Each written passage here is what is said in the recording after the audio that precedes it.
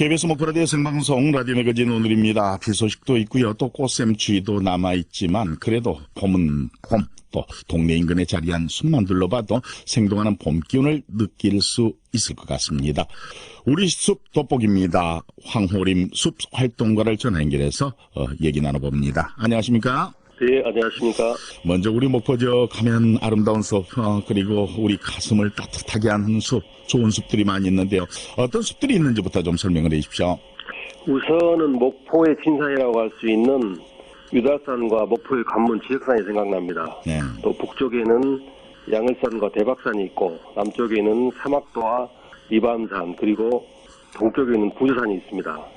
이 밖에도 그 목포에는 앞산, 뒷산, 작은 산까지 합하면은 약 15개의 산이 있고 또 빼놓을 수 없는 것은 도심 한가운데에 조성된 십자형 도시숲과 또 폐선 철도 부지에 단장한 도심 숲을 들 수 있겠습니다. 네, 그런 숲과 그런 아름다운 산들이 우리 목포 시민들의 어떤 하파와 같은 그런 역할을 하고 있지 않습니까? 그렇죠. 사람마다 이제 개성이 또 다 다르듯이 이런 아름다운 숲들도 나름의 이제 특성을 갖고 있는데 어떤 특성들이 있다고 보십니까? 네, 그렇습니다. 그 바닷가에 위치한 유달산과 이밤산은 바위가 발달해 있습니다. 그래서 가파르지만 올라가면 다도해가 펼쳐져서 호쾌한 조망이 참 아름답습니다. 그리고 양을산과 대박산은 암석이 적고 또 토양이 풍부해서 산책하기 좋은 숲입니다. 그리고 양을산, 지적산, 부흥산에 조성된 편백림은 피톤치드를 마시면서 산림욕을 즐기기에 아주 좋은 숲이라고 생각합니다. 그리고 그 목포대교가 생겨서 접근성이 좋아진 그 과도 용머리는 마치 용의 등을 타고 희롱하듯이 그 해안가에 펼쳐져 있는 곰솔 그 숲길을 걸으면서 사색하기에 아주 좋은 숲이라고 생각합니다. 네. 숲 생태 환경에 그 영향을 미치는 것들은 보통 그저 어떤 것들이 있을까요? 숲 생태 환경에 가장 큰 영향을 미치는 것은 기후 변화라고 생각합니다. 그 지구 온난화 현상으로 인해서 숲 생태계에 큰 변화가 일어나고 있습니다. 예를 들어서 소나무의 재선충 피해랄지, 네. 또 한국 특산종인 부상나무의 고사 피해, 그리고 조류나 파충류의 조기 산란 같은 피해 등이 기후 변화의 결과입니다. 그렇지만은 따지고 보면 숲 생태계에 가장 큰 원인을 미치는 것은 결국은 인간의 간섭이라는 것입니다. 그 IPCC라고 즉 그 기후 변화에 관한 국가 간의 협약 그 제5차 보고서에 따르면 네. 오늘날 지구 변화의 결과는 95%가 인간의 활동에 의해서 원인이 된 것으로 밝혀졌기 때문입니다. 그리고 이제 도시민의 주거 환경에 밀접한 영향을 미치는 도시숲은 더욱더 그렇습니다. 네. 개발 행위에 의한 숲의 해소이랄지 또 축소, 생태계 결함 등이 대표적인 경우입니다. 네. 기후 변화는 심지어는 앞으로 50년 후에 한반도에서 소나미가 보기 어렵다는 그런 예측도 있는데요. 네. 그건 이제 다시 한번 기회가 되면 말씀드리도록 하겠습니다. 네. 갈수록 심해지다 보니까 정말 우리 지역에도 이제 소나무가 점차 사라지는 거, 또 그 다른 이 아름다운 숲들도 점차 사라지는 그런 안타까운 지금 상황인데 숲이라는 것은 우리 인간 생활에 있어서 한없이 베풀어주는 그런 자연 아니겠습니까? 그렇죠. 예. 그런데 우리는 그 자연의 고마움을 모르고 네. 난개발을 한다거나 해서 이제 날로 훼손하는 그런 행위들을 많이 하고 있는 것 같습니다. 이럴 때 우리가 그 숲의 중요성, 숲이 우리 인간에게 미치는 영향 이런 것들을 간과해서는 안 되겠다는 그런 생각이 들거든요. 우리 삶에 어떤 영향을 미칠 수 있을까요? 네. 그 인간은 숲에서 왔다 그래도 과언이 아닙니다. 인간의 기호는 숲이죠. 숲에서 나서 또 생존에 필요한 모든 물질을 숲에서 조달해서 살아왔습니다. 예. 그 인간이 숲을 떠나서 도시에 나온 것은 서구는 한 20여 년 안팎, 우리나라는 불과 50년 정도밖에 안 됩니다. 여기서부터 이제 인간의 불행은 시작됐다 해도 과언이 아니죠. 네. 왜냐하면 인간이 도시로 나오면서부터 자연과 단절이 이제 시작됐으니까요. 그동안 인간은 이제 나무로 지은 집에서 또 천연성으로 된 옷을 입고 또 숲과 들에서 얻은 천연 식재료를 먹고 살았지 않습니까? 네. 그런데 이제 도시화가 되면서 현대인들은 그 유해물질이 가득한 콘크리트 숲과 또 화학 섬유와 가공식품 속에서 생활하다 보니까 온갖 스트레스와 질병에 이제 시달리게 되는 것입니다. 현재도 인간은 숲이 없이는 살 수는 없지만 숲은 인간이 없어도 아무런 문제가 없다고 생각이 됩니다. 네, 어떻게 보면 숲은 인간이 없을수록 더 좋은 거죠. 그렇죠. 예, 그래서 이제 저 방송을 통해서 자주 이제 숲의 소중함, 또 자연의 소중함들, 뭐 이런 것들을 제가 이제 여쭙고 그렇습니다만은, 이맘때가 되면 특히 그 산과 들에 들꽃이 모습을 드러낼 그런 좋은 시기가 된 것 같습니다. 네. 이 꽃이라는 걸 보면은 그 사람들이 누구나 그럴 거예요. 인상부터 찌푸리는 분은 아마 없겠죠. 그렇죠. 예. 우리는 이제 정원에 피어있는 꽃에 익숙해져 있지만 네. 숲에 가면 누가 가꾸지 않아도 사시사철 이제 꽃들이 피어납니다. 네. 때로는 아름답고 또 때로는 애처로운 들꽃을 바라보면 예. 마음이 차분해지고 또 들꽃의 끈질긴 생명력에 때로는 고개가 절려 숙여지기도 합니다. 네. 숲 전문가 많네요. 때로는 애처롭기까지 느껴진다고 하니까, 예. 그만큼 숲을 사랑하시는 분이었어요. 네. 그리고 단순히 또 우리가 그 꽃이라는 것도 그렇습니다. 네. 뭐 보기만 좋아서 찬양하는 건 아니잖아요. 그렇죠. 네. 아주 좋은 질문입니다. 예. 세 가지 가설이 있습니다. 예. 첫 번째는 인간이 꽃을 직접 먹는 경우는 거의 없지 않습니까? 네. 그렇지만 이제 꽃이 피면 보통 열매가 맺히기 때문에 사람들은 꽃을 보면 열매를 먹을 수 있다는 생각을 해서 꽃을 좋아한다는 것입니다. 아, 예. 이 가설이 여러 진화 심리학자들이 지지하고 있는 가설입니다. 예. 두 번째는 꽃이 네. 원래는 이제 그 벌과 나비, 즉 곤충들을 유인하기 위해서 여러 가지 형태를 갖추고 있지만 그렇죠. 예. 그 인간의 여러 가지 심리적 메커니즘을 자극하는 색과 모양을 띠고 있기 때문에 가설이 또 있습니다. 네. 세 번째는 이제 꽃은 우리가 어렸을 때부터 예쁘다라고 명시적으로 혹은 암묵적으로 학습을 했기 때문에 그러한 그 생각을 갖게 된다는 그런 가설도 있습니다. 그런데 그래. 어쨌든 간에 예. 꽃을 싫어하는 사람은 없는 것 같습니다. 네, 그렇죠. 네. 그래서 꽃 선물하면 가장 좋다고 하잖아요. 이와 관련해서 재미난 실험도 또 있었다고 들었거든요. 어떤 실험이 있었던가요? 예, 아주 재미있는 결과가 나왔는데요. 네네. 그 미국의 러커스 대학의 해빌랜드 교수의 실험에 의하면 예.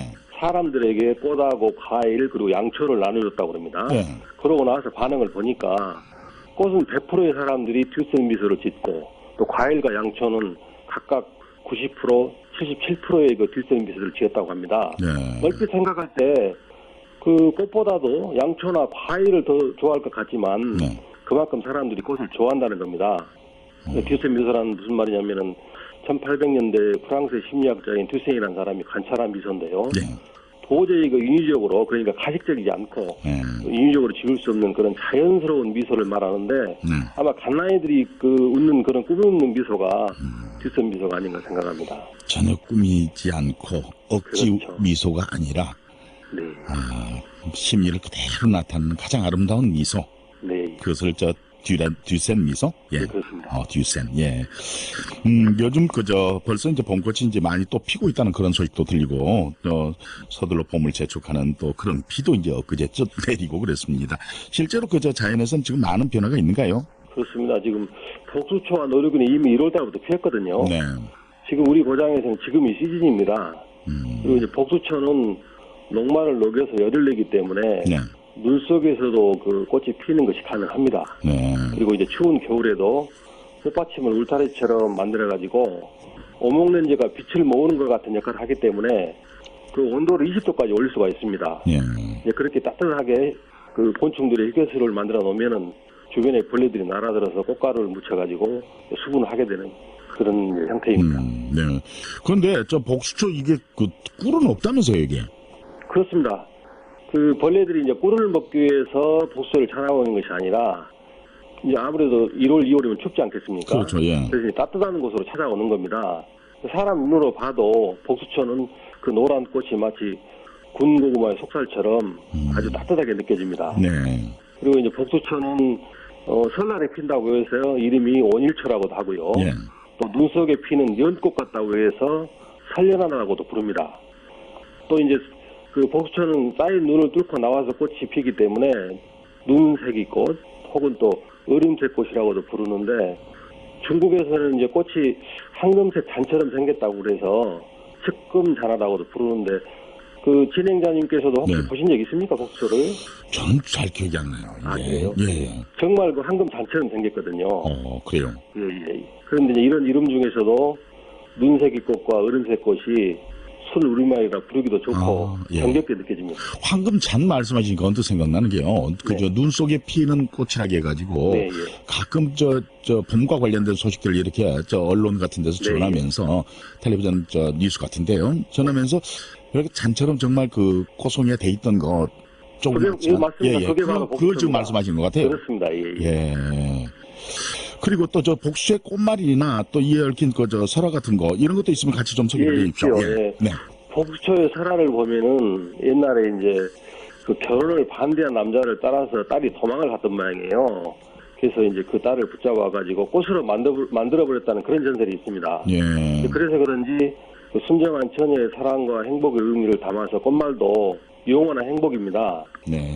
그리고 이제 서양에서는 두 여신에 구속된 소년 아도니스가 네. 한 짐승에 물려서 죽어가면서 흘린 피에서 그 핀 꽃이라 해서 색깔도 붓고 또 꽃말도 사랑의 괴로움 혹은 안각품이라고 합니다. 그 서양 복초는 꽃이 붉은색으로 피거든요. 그래서 다르네요. 네. 우리 지역에서도 이 복수초 보러 갈 수 있습니까? 참 안타깝게도 그 네. 우리 동네에서는 복초가 없고요. 예. 복수를 보려면 적어도 1시간 정도 차를 타고 가야 하는 거리 있습니다. 1시간 정도 가야 된다면 어디 쪽으로 가야 됩니까? 가까운, 이제 가장 가까운 데는 완도 쪽이고요. 순천, 유수, 강릉, 이제, 그 다음에 이제 우쪽으로 올라가면 광주 쪽이에요. 이런 쪽에는 가면은 많이 있습니다. 아니, 그런데 왜 이쪽 목포를 비롯해 영암 쪽, 이쪽에는 없을까요, 이게? 그래서 저도 이제 그 궁금한 사항인데, 예. 노루귀나 뭐 이런 바람꽃들은 또 꽤 있거든요. 근데 복초는 없는 것이 조금 저도 이제 궁금하기도 합니다. 그리고 이제 여기서 우리가 한 가지 아실 점은, 예. 복수초나 노루귀, 변산, 바람꽃 같은 이런 꽃들은 이른 봄에 가장 일찍 피거든요. 네. 근데 이런 것들이 대부분 그 미나리 그 아제비과의 집안이고 예. 또 이것들이 꽃이 빨리 피는 이유는 네. 주로 이제 낙엽 화렵수 밑에서 자라거든요. 예. 그래서 이제 나뭇잎이 나기 전에 빨리 꽃을 피워가지고 결실을 보기 위한 그런 생존 전략으로 보여집니다. 나중에 봄 되면은 위에 저 나뭇잎이 그렇죠. 많이 생기니까. 햇빛 경쟁에서 지기 때문에요. 예. 그리고 이제 공통적으로 이런 이제 미나리 아제비과 꽃들은 우리가 꽃잎이라고 생각하는 분이 있거든요. 네. 그런 것이 꽃잎이 아니고 곤충을 유인하기 위한 꽃받침입니다. 근데 일종의 유장 전략인 거죠. 실은 가운데 부분이 꽃인 겁니다. 예. 그렇다면 지금 그 복수초는 우리 쪽에는 이쪽 그러니까 목포를 기점으로 해서요. 네. 가까운 데는 없다고 그러니까 저는 처음에 이쪽에 기온차가 좀 있어서 아니면 바닷바람 때문에 좀 그런다냐 이제 그 생각을 했는데 그게 아닌 것 같고요. 예, 좀 예. 선생님도 잘 모르신다고 하니까. 약간은 그 산이 깊은 곳 여기보다는요. 예. 우리 지역에는 뭐 승갈산이 300m 정도, 그 외에는 대부분 100m에서 한 200m 정도의 이제 그 높이밖에 안 되거든요. 그런 그래서. 이유인 것 같습니다. 예. 예. 그러면 우리 가까이에서 봄 좀 느낄 수 있는 그런 봄꽃은 없을까요? 있죠. 예. 그 지금도 동네 언덕이나 밭두렁에는 이미 그 파란색 그 올망졸망한 그 앙증맞은 예. 그 큰 개불알 부위랄지요. 또 광대가 그 마치 턱받이를 하고 있는 것 같은 그런 분홍색의 광대나물, 그리고 손톱 끝보다도 더 작은 별꽃들이 이미 피어 있습니다. 네. 그 별꽃은 곰방불이라고 그래서 맛있는 봄나물입니다. 아마 곰방불이, 예. 진행자님께서 드셔보셨을 겁니다. 엊그제 저 일요일에도 곰방불이 그저 해다 저 나물 무쳐 먹었어요. 그래요? 그거하고 시금치하고 같이 해서 저 해 먹으니까 맛있더라고요. 예. 예. 이런 이제 들꽃들을 발견하기 위해서는 네. 몸을 낮추실 필요가 있습니다. 왜냐하면 자연은 겸손한 사람들에게 많이 보여주기 때문에 그렇습니다. 그 말씀이 가장 멋지네요. 예. 자연은 겸손한 사람에게, 그래요. 자연을 접할 때 또 자연을 우리가 안고 자연에게 가까이 갈 때는 항상 낮은 자세. 그 세상 사는 것도 그래요. 내가 낮은 자세로 가야 돼요. 예. 그렇습니다. 그런 가르침을 주는 것 같습니다. 오늘 말씀 잘 들었습니다. 고맙습니다. 감사합니다. 지금까지 황호림 숲 해설가와 함께 했습니다.